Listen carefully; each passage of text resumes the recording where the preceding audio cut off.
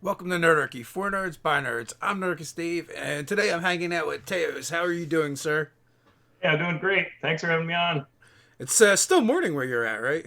Yeah, it's a lovely 9 o'clock. Yeah, today we just hit afternoon. It's kind of gray over here, so Uh, good morning. yeah, good, thank you, and happy noon. So you are an adventure designer, blogger. You're pretty prolific over on Twitter. Do you want to give everyone the kind of like the elevator pitch, what they might know you from? Some of the projects you've worked on. Sure, yeah. So I have had the fortune of getting started in organized play, and then over time having people notice my work, which I'm very thankful for. And a number of really nice people gave me opportunities, which led to working with Wizards of the Coast. That included working on a number of projects in fourth edition organized play, and then later, and even in third. And then in fifth edition, I began to do a lot of big convention events. So things like Confrontation at Candlekeep or a store event, Vault of the Dracolich, that involved lots of tables coming together and playing simultaneously, which is something I've had a hand in a number of times over the years. So that was really fun. And then I began to work on additional projects with Wizards. I did Cloud Giant's Bargain, which has the bizarre uh, uh, renown of having been released in movie theaters to support an acquisitions incorporated live stream play. But what was cool about that is then led to working on the Acquisitions Incorporated hardback book. I wrote about half of the initial draft along with Sean Merwin, and then the Penny Arcade team and Wizards team worked on the book additionally. But that was kind of the coolest thing I've done. And I've written with Dwarven Forge, supporting their miniature terrain line, releasing that out. And then some fifth edition Adventures League work and a few other things here and there. Yeah, So that's super cool, man. That is like a nerd's dream, right? Getting to it's write for Wizards, and, it is and it is really cool because they are so good. I mean, it's cool just because it's like, yeah, like it's always been my dream, right? When I was in sixth grade, I started like, I couldn't have believed that I would someday do that. But what the neatest thing for me as a professional is that they're just that good. And so when their editors edit your work, you learn. When you talk to their designers, when you talk to the project manager, like all of that, you're just soaking it in like a sponge because they're such good, high quality people. what? So what would you say? Your aha moment was from that experience. There are a couple of them. One of them is just that they say that, well, they'll tell you to be concise.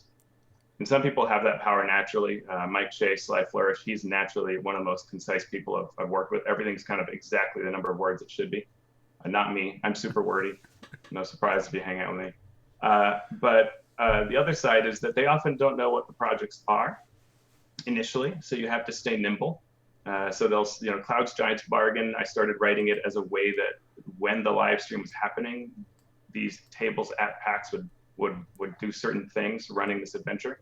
And then halfway through the design sketch phase, they say, well, it's not running at PAX. Like, well, you didn't tell me that. You told me it was a PAX event. They're like, well, okay, we'll tell you it's going to be released at theaters. And you're like, oh, okay. Well, let's change everything then. And so that's another thing about working with Wizards is they often have sort of large teams and there's still things are in flux. And so you stay nimble and you roll with the punches. So what changes did you make for releasing in a theater opposed to PAX? Well, so the funny thing is it's an adventure for like, I think sixth to ninth level, something like that. Mm-hmm.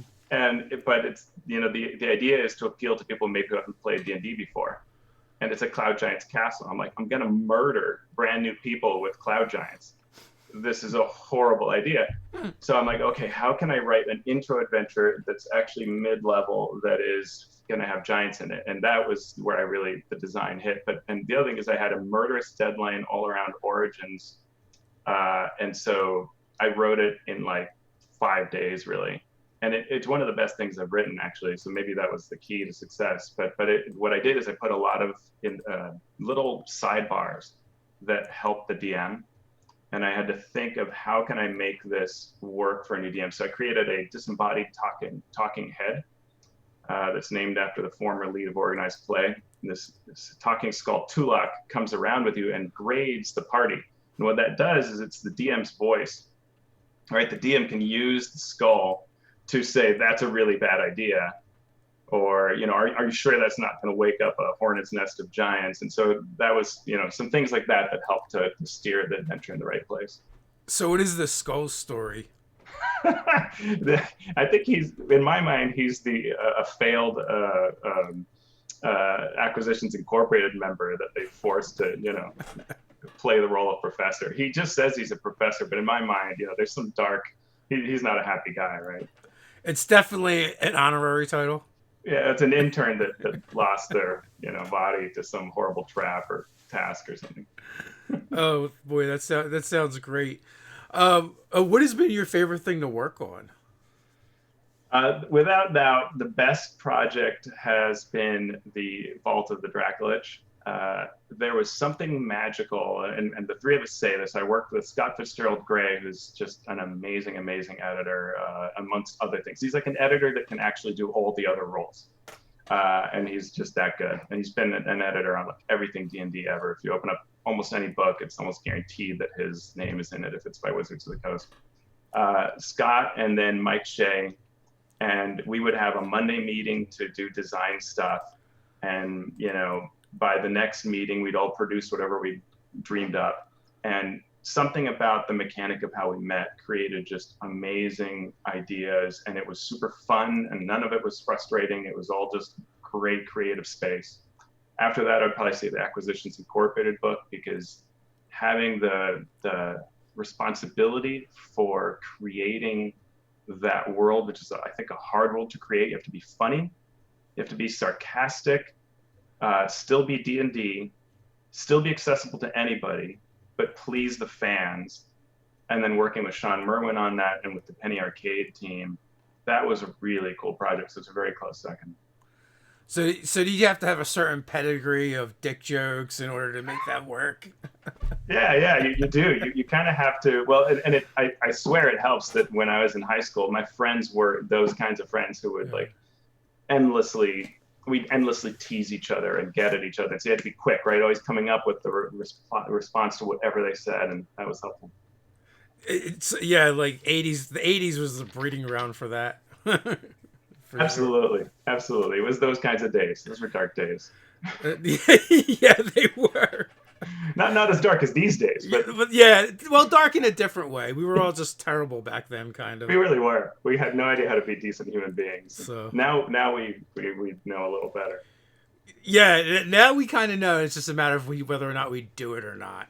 Right. We can eradicate bullying, and then it's up to individual schools if they even care, right? It's just, yeah. So are you getting a lot of gaming in now? It started to warm up. I think as I've hit the lack of going to conventions and of playing in regular groups, I've sought out other ways. So I'm playing with an old DC group. I used to live on the East Coast, and so my old gang from DC, Griffin's Wrath, we're together. I just ran through James Introcasso's Eberron adventure that he wrote for Organized Play. And then we were running the Acquisitions Incorporated book for my son and his friends, middle school group. Mm-hmm. And we were one session short. So we're making plans to do that online now that I've gotten better at running through online tools. So, and then a couple of things. Tonight I'm playing in a game that Richard Malena is running on Fantasy Age. So that'll be really fun. So I'll be streaming that. So, yeah. So, I guess I assume most of the people that come on here, they all have like an online presence. So I kind of assume that they're online gamers, but It sounds like you're more of an in-person gamer.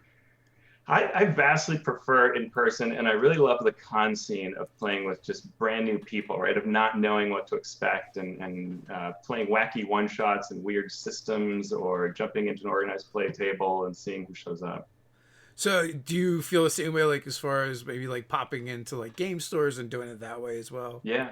If I had more time, I would do that. I ran Encounters when they had the Encounters program, and that was amazing. I mean, it was actually educational on many, many different levels. I was kind of helping organize people, so that was cool. But but I was also running tables and just seeing that these players were a completely different audience than I was used to. Like I would go to conventions in the Portland area, and there would be sort of the same 50 people, and my brain assumed, oh, there are 50 people that are hardcore D&D players. And then when Encounter starts up as a program, and we had 370 people, unique people, in 2 months at this one store that came in and played D&D. And I'm like, oh, there's just this untapped, vast world of possible players. Yeah, to be honest, me personally, I really didn't even start hitting the con scene until after we started doing Nerdarchy, and we're like, oh, I guess this is a thing we should do. And even like Ted, who would do more conventions, but he would do more like niche conventions, small conventions. He had a couple that he would do every year. So, when he went to PAX Unplugged for the first time, he's like, this is a huge convention, right? And when I went to PAX Unplugged for the first time, I was like comparing it to Gen Con and Origins, and I'm like, this is kind of disappointing, honestly, for the name PAX. I mean, it's a great convention, but year one, it was, a lot smaller than it's gotten, even in the first 3 years now. And like when I'm comparing it to like Gen Con, which is like, it's a whole city that becomes a convention. Right. Or even Origins, which is really large. Yeah, they're huge. Yeah, they're great. So it's definitely a different experience as far as gaming. It really is. And what I love about the big ones is that it's just that, you can play. I think my last Origins, it was like, okay, I played Shadowrun. I forget the name of their kind of quicker system that they have that they recently put out, sort of lighter one. I played that for the first time. And then just Feng Shui and all kinds of games, right? Just new game after new game after new game. And then got in some Adventurers League and stuff. It's so fun to try out so many different systems. Yeah. So do you run more or play more? It depends on the convention. There are some, like I do Winter Fantasy every year by Baldwin Games, and that's a very D&D centric one, though sometimes I bring some other games to it. There I try to run more than I play, and it's a fun way to get a feel for, I like running I just like running, but I also like running as an author, because to see what's on the written page and how it transmits and engages the audience, the players, that it's a great learning process for me. So I try to, that's always my DMing con. And then Origins usually my play con. I used to go to Gen Con, but it just got so hard to get hotel rooms and things like that. So would love to go back there too. And then any other con is usually more of a DMing con as well. Yeah, I mean, Gen Con, you have to take out like a small mortgage to get your room. Yeah. or you have to stay so far away from it. Right. You're in another city. You're in Columbus, but attending Origins or attending Gen Con. I mean, Airbnbs are making it a little bit easier, but yeah, that's a tough one. I know the one year we went and we got lucky and we got a room through the lottery, and it was like right at one of the connected hotels. But even that was still like $1,000, so it's like it's expensive to go to cons. It is. I mean, I always have a draft of a blog entry that's about the cost of conventions, and I've never hit the right sweet spot to finish it and release it, but it's almost like I want to say to people, unless your finances are just really squared away, you should really think twice about going to a convention. And yet, I also want to tell you they're the most awesome thing ever. Yeah. All the things. Well, local cons can be cool and save a lot of money. So. Yeah, when you can stay in your own room, your own house, it saves a lot of cash. Although I found, because Unplugged is kind of in our backyard, last year we actually stayed over there, over in the city, and like was a couple blocks away. But the other 2 years we would just commute, and that commute was like an hour each way, using public transportation, because the first year they had it. They also had the Broad Street Run, so which was not very good planning, but it probably made it cheap. Yeah. So I went over like the Thursday night, and I drove over. It's only like a 30-minute commute, not bad at all. Parked right next to the convention center. Went over, did what I needed to do. Next day I came back, and I didn't realize it was the Broad Street Run. And as I drove into the city, I just started doing these loops and getting further and further away from the convention center. Till I ended up parking exactly where public transportation, the high speed line, would drop me off. Oh, So I okay. called over to Ted and Nate at the time, and I was like, "Don't bother driving in. Yeah. Just take the speed line." Yeah. And Yeah. so for the next year, I kind of had that stuck in my head, so I didn't even bother trying to drive in, which probably would have been easier. Yeah. But yeah, so sometimes I feel like if it's close like that, it can be worse Yeah, it can feel that way for sure. it's like you're doing this commute back and forth, and there's something about having like a hotel room like real close by where you can just like, oh, I need a nap, or I need a shower, or I need Yeah. to drop I do stuff love off. that. That and it really cements that con feel. Like Winter Fantasy is one I'd highly recommend anyone because it's this small.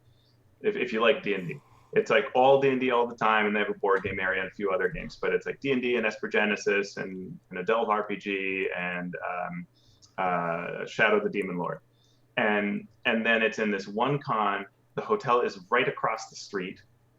Everybody's staying there. So you go into the lobby, and if it's a Wizards of the Coast employee, they're there. If they're an AL admin, they're there. If they're just the cool person that likes to go to this con, they're there. And so it's this great hangout. You go to a restaurant, you see friends. Like it's like you're just chilling at this scene the entire time. It's wonderful. Have you done Gamehole Con? I have not yet, though. I hear that's really great. Yeah, last year I went to that one for the first time, and that was really great because it's like that. It's small. Yeah, The hotel is right there. They actually have a connecting like tunnel to it, so you don't even have to go outside. yeah, And like you said, you go to the lobby, like everyone's staying basically right there yeah. That's great. for for the most part. So Yeah, it is it's a great. fun scene. I need to get there someday. So is that a colossal red dragon I see over your shoulder? Yeah, yeah, it's about to it's breathing fire. Watch out. Yeah, And the pirate ship. I had to get that the falling star or whatever it's called. I had to get that ship too. had I to love have. miniatures. Well, leads me to one of the other questions I want to ask, but real quick, Rivers RPG channel wants to know where is this convention? So Gamehole Con is in Madison. Where is Winter Fantasy? That is in Fort Wayne, Indiana. And the thing we always say is Fort Wayne hates money. So you can eat there for very little, stay there for very little, which really makes it a great affordable con. It's nice. Um, so suppose before I leave the topic of conventions, do you have a favorite convention? It probably is Winter Fantasy. I like Origins and Gen Con a lot. I like that big scene and all the different games you can play. But there's something about the friendships. As I go every year, it's just a great place to hang out with people. Yeah, we did Origins twice. That was a lot of fun. I think right now my favorite is probably Gamehole Con, just because Cool. it's. I did the most stuff when I went to Gamehole Con is that were like RPG stuff. Most of the time I go and I'm kind of working and that one was a little bit more laid back. And Yeah, I did con it's tough. stuff.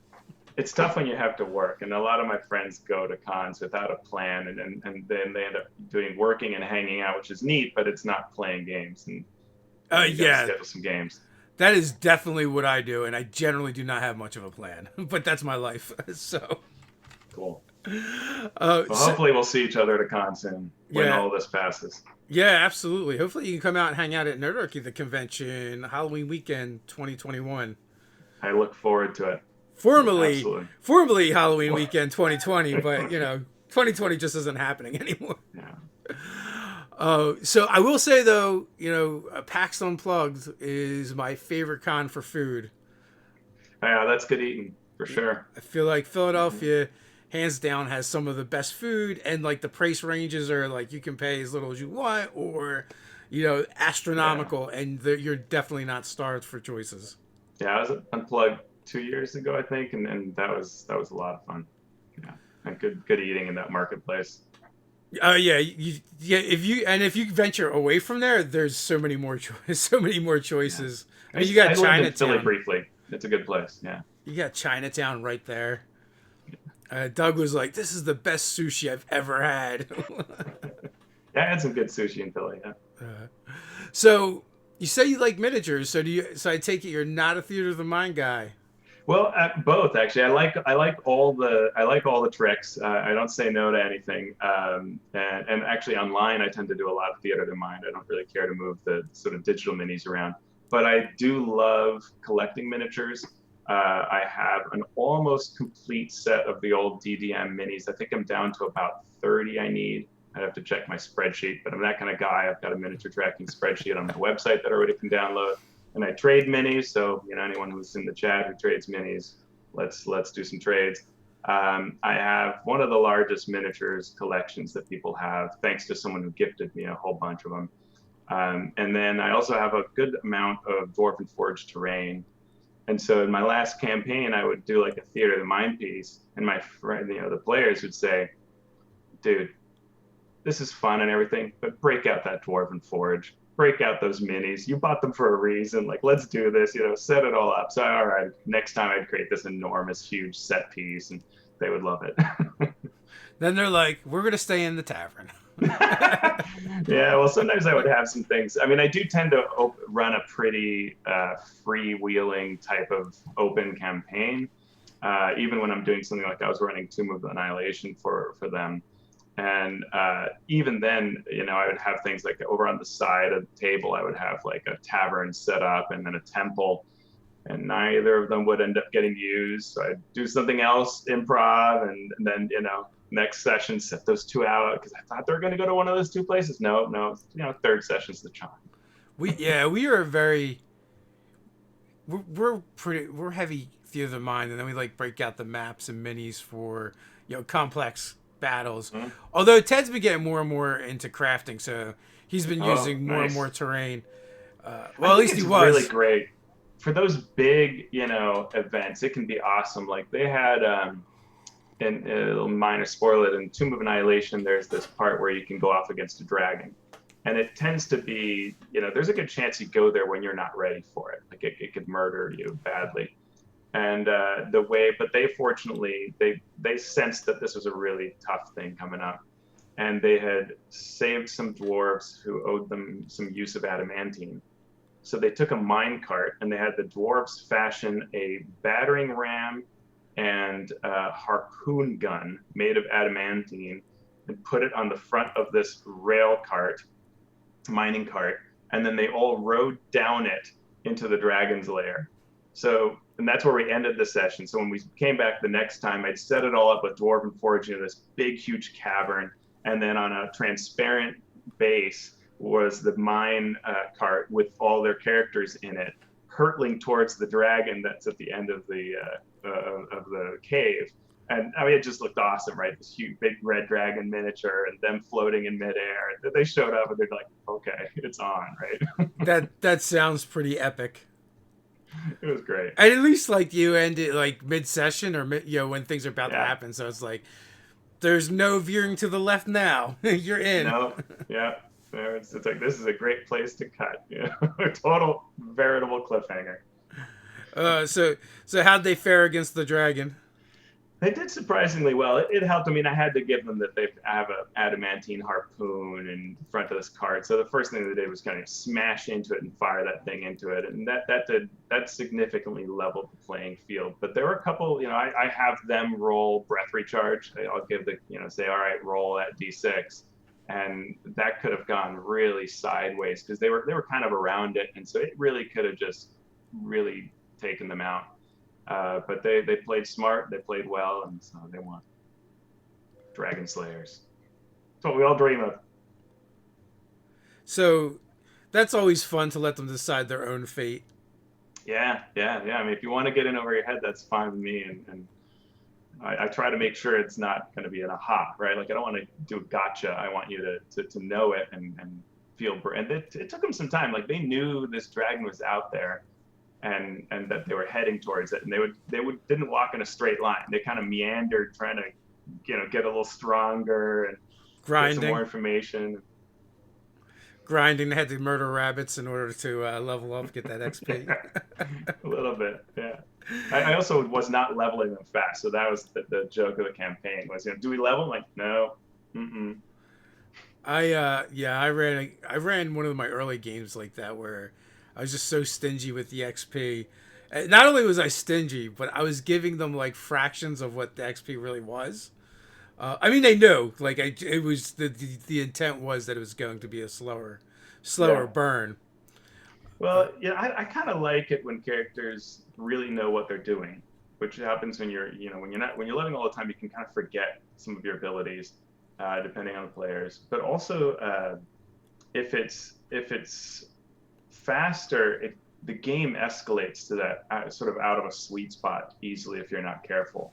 And because I was running Tomb of Annihilation, it ends at 10th, and I didn't really want to redo the tomb itself.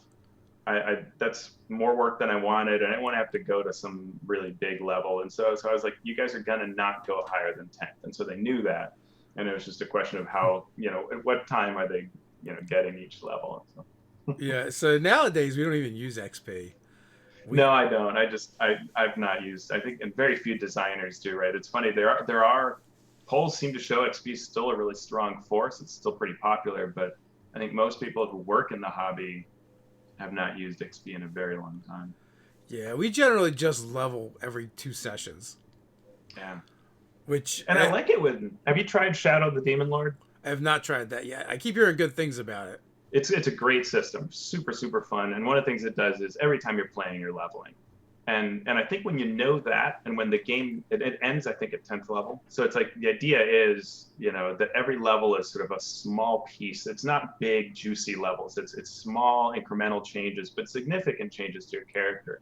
And it's neat. I mean, you really can go from being like I was a grave digger half orc who his shovel starts getting magical and he starts getting these abilities, and so you get a little bit better every time, but you're doing that often, and that is a nice way to do it too.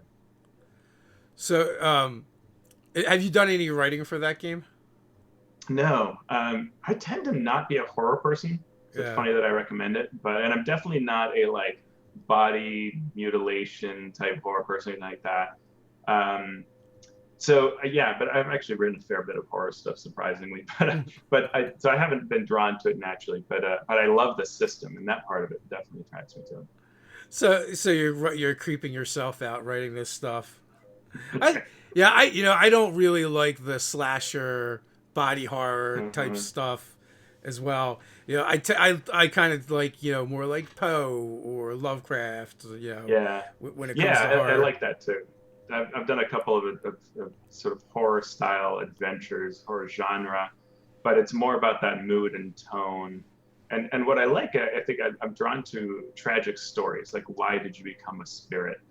Why did this character become this NPC become a spirit? Why is this place cursed or gone wrong? Why did it slip into the Shadowfell? That kind of thing. That's what draws me to in that genre. So, are you working on anything currently? I'm working on a couple things. Anything you're allowed to talk about? Yeah, there are a couple of things. I just finished working on something that's freely available, which is always nice for people. So Dwarven Forge, as part of their Kickstarters, creates an adventure and releases them online for free. And they are pretty insane. They're a super fun creative group that is insane at what level they'll go to make things awesome. And you can get the first adventure, which is Dungeons of Doom. You can get that for free, all fully polished, done. It's gorgeous off the Dwarven Forge website. And then the new one that we just did is in support of their Caverns Deep Kickstarter. And that's got a whole adventure that is half of it's done and half of it's still in sort of playtest mode, so rougher format. But you can download that right now, and it's all fully playable. And that's about a hag that is in these caves, plotting to create a horrible disease that will go across all the land, and you can stop her. And for that, I created some pretty neat infection deck, an infection deck, the exposure deck that causes unforeseen impacts in the characters. Some of them can be boons, but there are some pretty brutal banes too, and that's kind of fun. And that kind of regulates, you don't want to stay there forever because you don't want too many of these. So that's available. And then I'm currently writing an adventure with my son, which is really cool because he's in late middle school, and we are as a way of strengthening his writing, we are writing an adventure that deals with a wizard in a clockwork tower, and the clockwork beasts are kind of running out of control. And so we're going to write that up and make it available on the DM's Guild. And I'm also working on a future Kickstarter, slowly and steadily, something that I will release, and hopefully it'll do well. Nice. Putting a lot of work into it. Supplement, adventure. It's going to be a supplement. It'll deal with monsters. Nice. You can never have too many monsters. Well, I actually think you can have too many monsters, but I'm doing a little different with this. But it's sort of about how to use monsters and tools that you can use with monsters to apply to them and things like that. I think it'll be pretty neat. It's something that I love doing in my own game. And I've been using this kind of technique and these series of tools for a while. So now it's just putting them on the paper and getting some collaboration on it, getting into its gorgeous form, getting art, things like that. Do you have like a rough goal when you want to try and get that out? No, the current climate has changed things, made it harder to it's hard to assess how much money people have and attention span and all of that. So we'll see. And I want it to feel good. So it's a thing that I toy with. I do have a full-time job, and it is a brutal job. It involves companies in other countries and international environmental legislation, and so it's a big deal. And a lot of times my job takes me away from it. And I have 2 kids and a loving wife, and I love them and I love spending time with them. So the hobby fits in around everything else that I have to do. I totally get that. That's why I got rid of the day job and just do this. That would be a dream. I mean, I do like my day job, but it would be so cool to create full time. And one of the things I'm always trying to do is to find a way that creators can get what they deserve, so that more creators can do that, can switch to full time and not have it, because you just have so many even big RPG companies that you think of as big, where everybody still has a daytime normal job. Yeah, pretty much everyone, unless you're Wizards of the Coast or Paizo maybe. Yeah. It's like that. I did what I did, but you can't do that if you're attached to money. So it wouldn't, and it's crazy, right? And yet we see there is money in the hobby. There's a lot of money in the hobby, and if we can figure out how to realign things so that fans feel good about spending money the way they feel good about spending money for, I don't know, I was seeing the other day, you can buy Disney Ahsoka Tano ears for $78. And you just know they're going to break in about an hour and a half, right? And they're sold out. Yeah. Moments after announcing. And so it's like we have this rich desire to interact with our fandoms, which is totally awesome.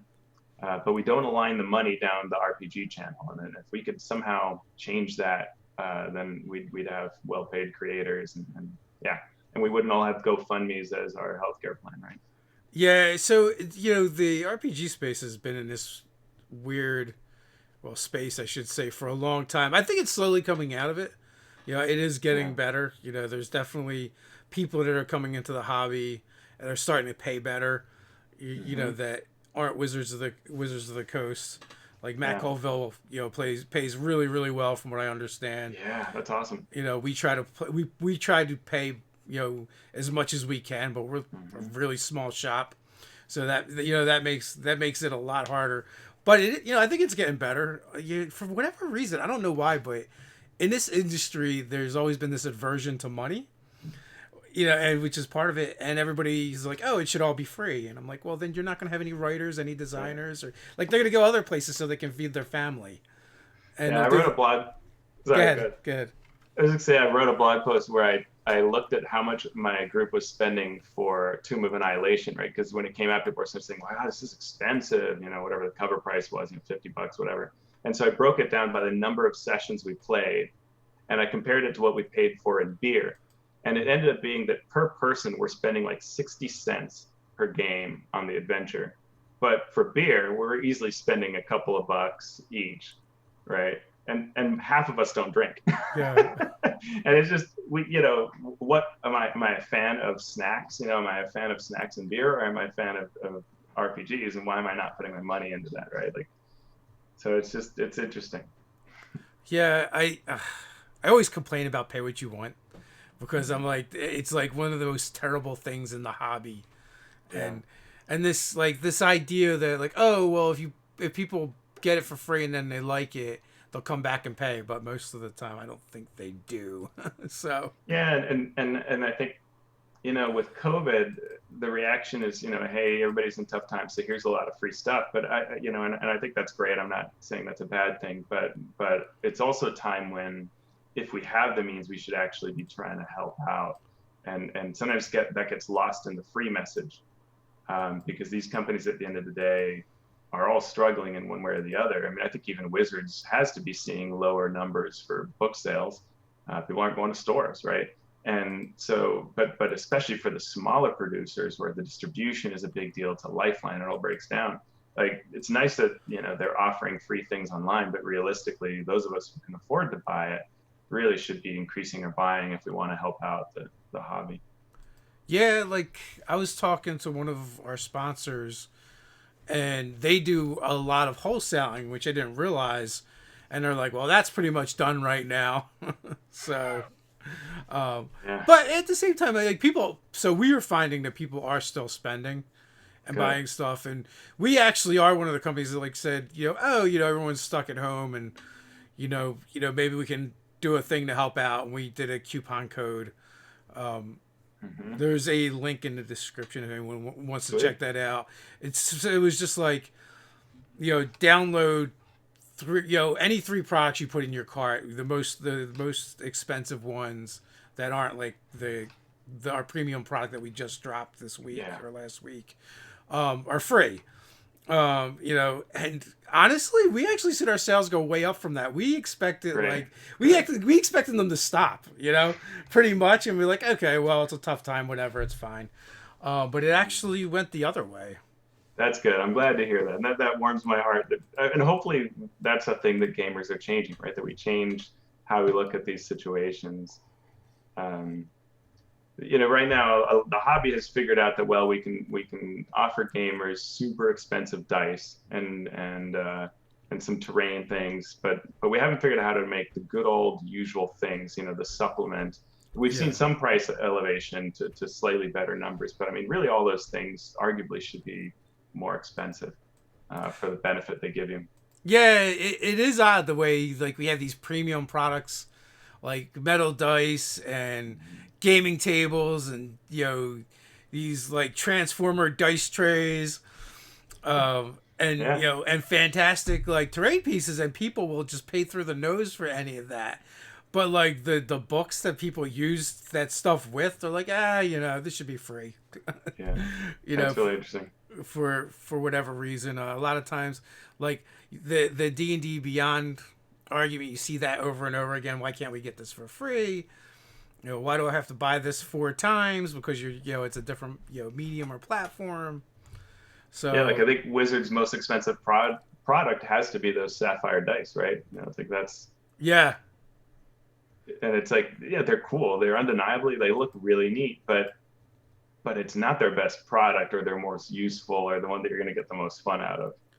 yeah. I mean, something like that, you're probably gonna sit on a shelf and maybe look at it every once in a while. But like that PHB that you're gonna use again and again and again.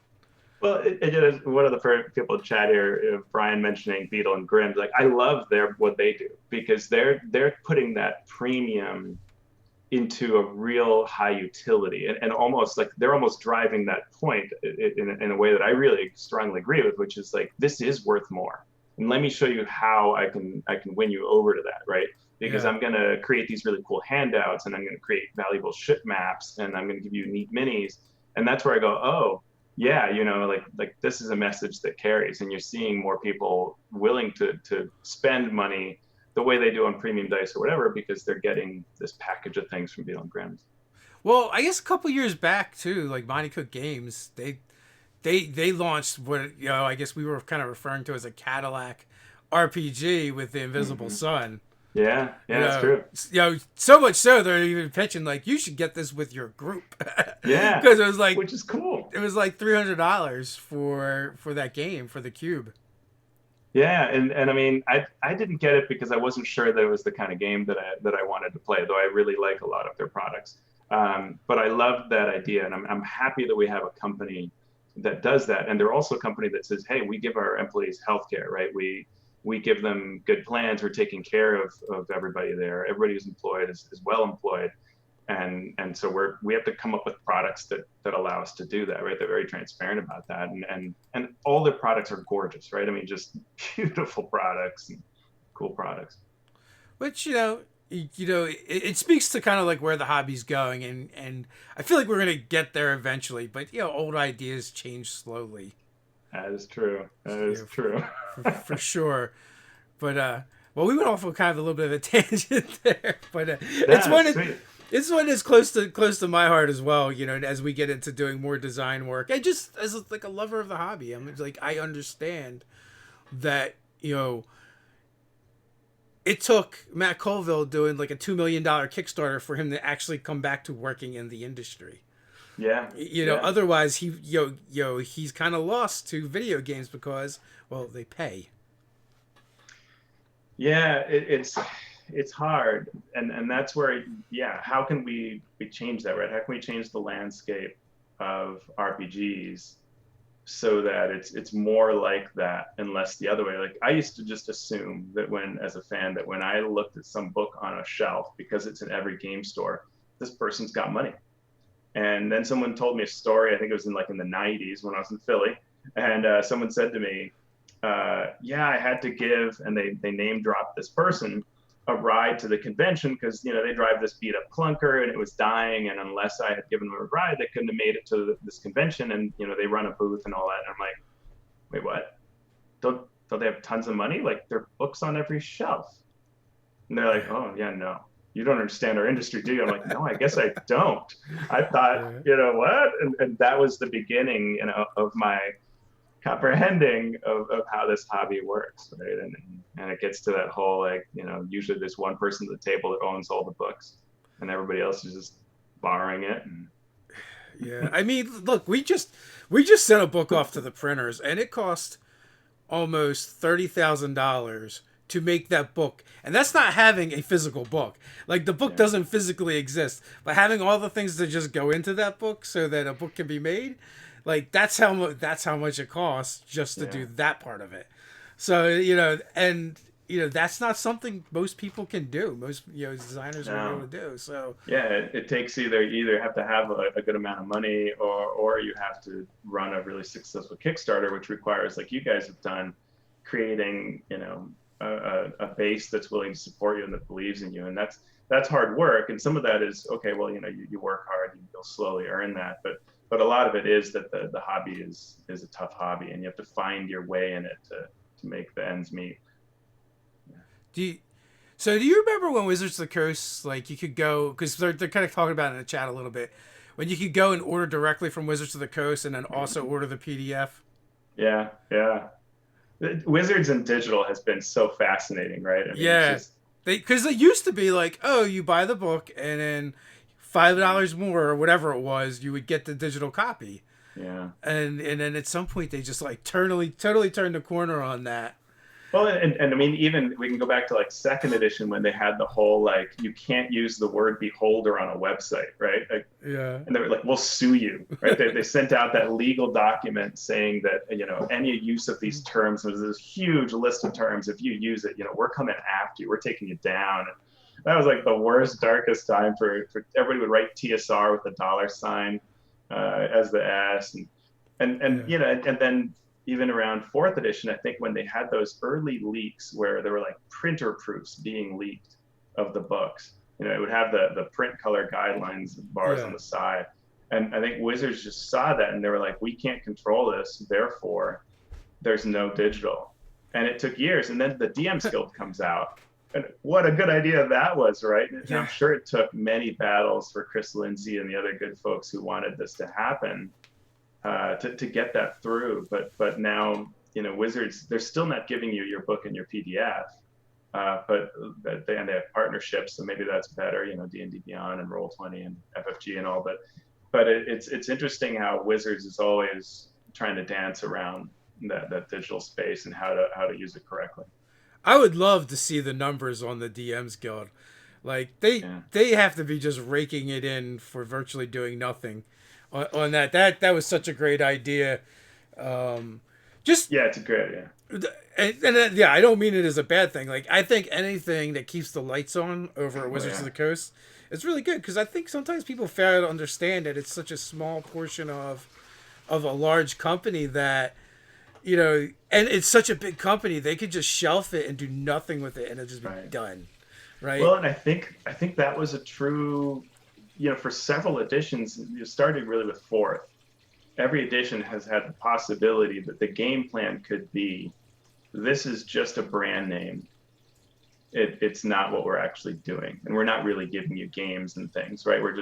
We're either farming it out through an OGL, or we're just trying to make movies and video games and siphon money off of that. And fortunately, what happened is you have this group of people who are so good at creating games and so passionate, they keep creating really good editions that are successful. And fifth is probably the one that's been successful on the scale that they were hoping, right? Which is the bigger than what the hobby usually pulls off, like not declining in sales, which is no one's ever done it before in the hobby, where you put out your player's handbook and then you put out, a Volo's guide, and it actually sells better than it did initially, than the player's handbook did. And every product keeps doing well. Like, that is the first time it's ever happened. So they're able to keep doing this game line. But yeah, I mean, Wizards realistically needs to be operating at a different level for it all to work. They offer childcare facilities at their work. They offer good health care. They offer pay that's competitive with video game companies and beats some of them, right? I mean, it's a good company to work for, and to keep that going, that's a hard thing. You've got to sell a lot of product. The interesting thing about D&D in the whole is where now, like, the brand itself has become so much more valuable than the products and the games that they've made. Yeah. I know someone that refers to Dungeons and Dragons as, Americana, like baseball, or or other things, because it's like distinct, because it has its distinct roots here, Yeah. and it's become so big where there's so many people that they vaguely understand and know of the brand but have really no idea about the game. Yeah, and I think that's a strength, and it helps everybody rise. I'm all for it. I mean, I miss the D&D cartoon. There were some things in those days that were tough, and it was sort of a hollow situation where it wasn't, it feels more concrete today. I think we have to be careful with the stardom factor. I think that's a little dangerous, right? Like, it's both good and perilous, and so we have to be careful that we don't so elevate the brand to where, we move the actual game astray, or we lose connection to actual people playing or things like that. But I think it's overall really, really healthy. So there's been a bunch of questions that I haven't really gotten to. So let me pick just Yeah, out yeah. one or two real quick. So from Dave wants to know, what would be your personal dream project? Oh, yeah, there are a couple that I always have. So one is, I really love the classic adventure Pharaoh from the Desert of Desolation. And working on that, I love the traps. I love the crazy mechanics. I love the Egyptian feel of it. Working on a new version of that, like, one of these D&D hardback books that would, like, take that to a new level, that would be a super, super dream project. The other one is, I love the setting Dark Sun. I headed up the organized play for it during fourth edition, and we wrote what is the longest series of the Dark Sun adventures that you can find, and they're all free. You can get them through my website, alphastream.org. Thanks to Wizards, they allow us to distribute it, but only by email, only through me. But to bring Dark Sun to fifth edition would be another dream project. That would be just incredible to do. You know what? Before this chat even started, it was Dave that asked, any chance Yeah. the 4E Dark Sun Ashes of Athens mods can be released into the DM's Guild or Portal to 5e? Well, now you know where to go get them. Yeah, so you can get them for free, and it ties into this whole digital discussion where Wizards was like, I don't know about distributing a thing, even if it's a thing that it's free and we've never charged for. Like, they were a little hesitant, but they finally were like, it's dumb that we're not letting this get out to the world. It's good to have it out there. So we got special dispensation, and we literally can't have it downloadable or anywhere. It has to be through emails that, you send me a message, I send it to you. That's the agreement. So fine, I'm glad to play with it. We've sent out more than 4,000 copies. We might be at 5,000 now, to people. And because people love the series, which I'm really happy about. I mean, and a lot of people work on it. Getting into the DM's Guild is not a possibility because the way it works is you have when you put it on the DM's Guild, you've got to account for everybody who worked on the projects, and you have to get Wizards of the Coast approval. So we not only have to get all the authors back into saying yes, we're cool with this release, and find a way to get money, but because it involves Dark Sun, Dark Sun's not allowed on the DM's Guild, nor is it allowed in any other place to be distributed. So you can't share it in any other way. So it is only through this one means. Now, what if the world were to show up again? If there were a D&D 5e, then we could say, all right, let's upgrade these to 5th edition and get the authors, a new source of revenue, and get D&D Wizards, a new source of revenue. And that's where I think it could all work together. So hopefully that ends up happening. I mean, they're slowly but surely releasing all the properties, so we'll see. I mean, you probably have a better inside track than I do, so.